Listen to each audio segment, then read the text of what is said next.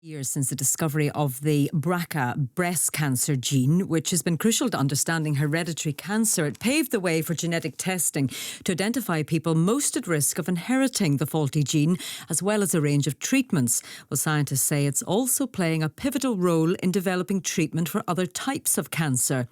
Lisa Bancroft discovered she had the BRCA gene after being tested for it, and she had preventative surgery to remove both breasts.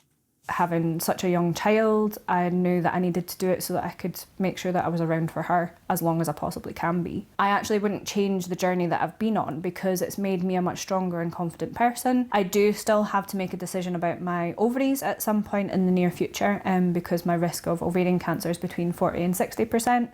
So it's still quite high, and that's kind of a whole other kind of kettle of fish. But I do feel a lot safer and a lot more comfortable in the knowledge that I've taken the preventative measures. And it gives me so much hope. And by the time my daughter has to go through it, there's going to be so many different options. The medical world will be so different then. And it means, hopefully, that people who do have genetic alterations will find out in enough time that they have enough time to be able to do something before it gets to the point of a cancer diagnosis. Lisa Bancroft there. Well, listening to that is Dr. Hattie Brooks, who's Cancer Research UK's Science Engagement Manager. Afternoon to you, Hattie. Afternoon. Just explain to us how significant the discovery of this gene was. Yeah, it was a really amazing breakthrough. So back in even the early 1900s, long before we fully understood how genes and DNA work, scientists considered whether that some forms of breast cancer could be inherited. But it took 80 more years of painstaking research before we fully understood the faulty genes that were involved. And so some 30 years ago, the Cancer Research UK scientists headed up an international team of researchers who pinpointed the place in our human genome where this BRCA1 gene was.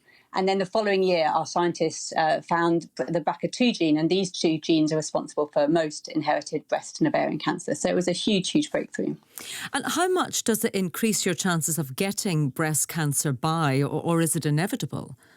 So it's not inevitable. It's somewhere between 40 and 50%. People with faulty breast cancer genes will develop breast or ovarian cancer, or in some cases, prostate and pancreatic cancer. So it's not everyone, but it does dramatically increase it compared to the average across the population.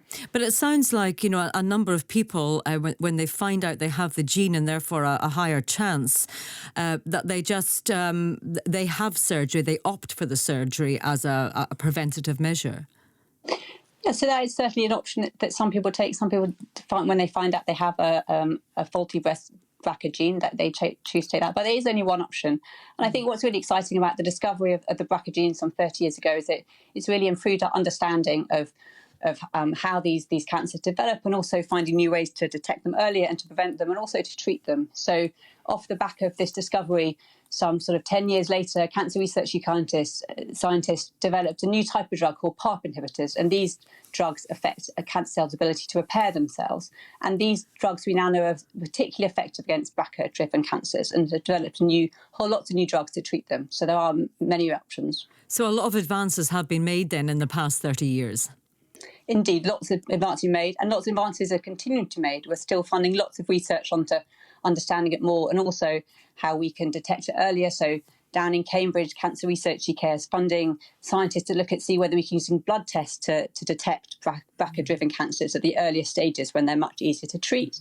And as mentioned in the lead-in, the PARP inhibitors, these drugs that we know are particularly effective in BRCA-driven cancers, we're also testing them to see whether we can use them to treat other types of cancers. So up in Glasgow, Cancer Research UK are co-funding a trial to see if PARP inhibitors can be used to improve treatments for glioblastoma, which is a really aggressive type of brain cancer.